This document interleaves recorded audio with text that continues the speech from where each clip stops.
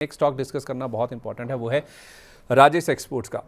कल शाम से ये स्टॉक फोकस में है सर, बज़ में है। आज इसमें 5% का लोअर सर्किट लगा हुआ है। चार्ट दिखा दीजिए इसका, राजेश एक्सपोर्ट्स का। कल सेबी की बड़ी कार्रवाई हुई है सर इस कंपनी के ऊपर। इनके जो एग्जीक्यूटिव चेयरमैन हैं और प्रमोटर हैं राजेश मेहता जी, उनके ऊपर 3 साल का शेयर ट्रेडिंग बैन, सिक्योरिटीज़ में ट्रेडिंग का जो बैन है वो लगा है।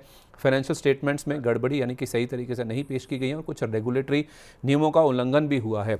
सेबी ने इस कंपनी के ऊपर फंड डाइवर्जन का आरोप भी लगाया है। उन्होंने कहा है कि कुछ इंडिविजुअल अकाउंट्स में और इनकी जो कुछ रिलेटेड पार्टीज़ हैं उसके ज़रिए कंपनी का जो फंड है उसको लेयर्ड तरीके से घुमाया गया है और बिना एडिक्वेट डिस्क्लोजर्स और प्रॉपर डॉक्यूमेंटेशन के इन्होंने फंड्स को घुमाया है। और पिछले 5 साल में लगभग पूरा जो रेवेन्यू है इनका उसको लेकर इन्होंने गलत जानकारी दी है। आय का करीब 97 से 99% हिस्सा है इनका विदेशी सब्सिडरी कंपनियों से आता है, जिसमें प्रेडोमिनेंटली इनकी एक स्विट्ज़रलैंड की सब्सिडरी है। और सेबी ने कहा है कि जो ये कंपनी अपनी जो सब्सिडरी कंपनियों के फाइनेंशियल स्टेटमेंट्स हैं उसको पब्लिक डोमेन में कंसिस्टेंट बेसिस पर पेश नहीं कर पाई है, नहीं सामने रख पाई है।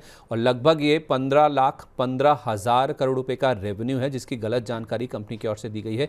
और ये पूरा जो टाइम फ्रेम है FY 21 से लेकर FY 25 यानी कि 5 वित्त वर्ष के दौरान इनका जो रेवेन्यू आया है, कुल रेवेन्यू सब्सिडरी कंपनियों से, उसका करीब 99.80% हिस्सा है ये राशि जो सेबी की ओर से मेंशन की गई है। और उसके साथ साथ affluence shares and stocks private limited के साथ जो इनका लेन देन है उसके ऊपर भी सेबी ने सवाल उठाए हैं। सेबी ने कहा है कि 11,487 करोड़ रुपए की बिक्री हुई एफ्लुएंस के साथ और 11,488 करोड़ रुपए की खरीद हुई है, ऐसा इस कंपनी की ओर से रिपोर्ट किया गया है। इसके ऊपर भी सवाल खड़े किए गए हैं। सर अब तो सर्किट लग गया, सिर्फ खबर बताना इंपॉर्टेंट था, मैंने थोड़ा डिटेल में बताइए ताकि सबको पता हो कि आखिर क्यों सर्किट लगा है। अब इसमें करने लायक बचा क्या है? देखिए संदीप जी, यहाँ पर आप देखेंगे मंथली वीकली चार्ट्स पर तो ये स्टॉक के अंदर करीबन 450 का जो जैसे ही लेवल टूटा था उसके बाद यहाँ पर कोई एंट्री नहीं थी। लगातार लोअर हाई लोअर लोस के यहाँ पर पैटर्न्स बन रहे थे वीकली और डेली चार्ट्स पर। और कभी कभार जो हमारे दर्शक है या फिर जो हमारी फैटर्निटी में डिस्कशन होता है फंडामेंटल पर ज़्यादा विश्वास करें या टेक्निकल पर, तो एक आपके पास एक केस है कि देखिए फंडामेंटल्स भी यहाँ पर गलत तरीके से पेश किए थे, वेरी डिसअपॉइंटिंग। और यहाँ पर टेक्निकल अगर आप फॉलो करते होते तो यहाँ पर आपको पहले से पता होता कि यहाँ पर एक स्टॉप लॉस लेके निकल जाना है।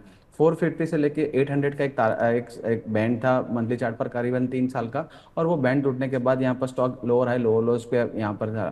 साथ ही में मार्केट को एक कंसर्न था, जो कंपनीज के जो जो भी रेवेन्यू पेश किए जाते थे या जो भी बिजनेस मॉडल बताया गया था, मार्केट पहले से यहाँ पर कंसर्न था। और अभी संदीप जी आप देखेंगे तो एक गोल्ड की या एक्सपोर्ट की स्टोरी नहीं थी, ये क्रेडिबिलिटी और अर्निंग विजन की थी। तो यहाँ पर दोनों आप देखेंगे तो कहीं ना कहीं गलत तरीके से पेश हुए थे। तो एक हमारे पास एक एग्जाम्पल सेट हुआ है यहाँ पर कि जैसे कंपनी में अगर टेक्निकली काफ़ी खराब है, अगर जब तक टेक्निकल चार्ट्स इंप्रूव नहीं होते तब तक यहाँ पर एंट्री ना करें। कितने भी अच्छे स्टोरीज हो जाए, जितने भी अच्छे फंडामेंटल्स आपके सामने रख दिए जाए, सबसे पहले आप दोनों चीज़ वेरीफाई कर लीजिए और फिर आप एंट्री करिए तो आपका कैपिटल प्रोटेक्शन हो सकता है।